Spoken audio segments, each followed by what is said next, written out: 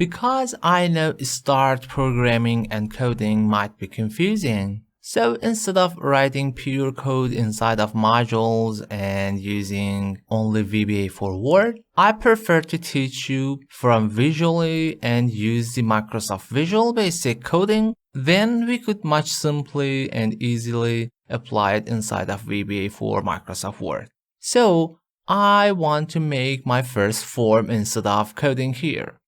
Create a form, we could go to Insert and User Form, or simply right-click on the Project Explorer, Insert and User Form. User Form actually has the elements of objects, which it is visually. We have Toolbox, we have the window, and if I right-click, we have the code here, similar to the module. Right-click, View Object, and the shortcut to going to the code, actually it is easy. You could press F7 from your keyboard, go inside of code, and shift F7 to go your form view. Or you could go to the view, code, and object.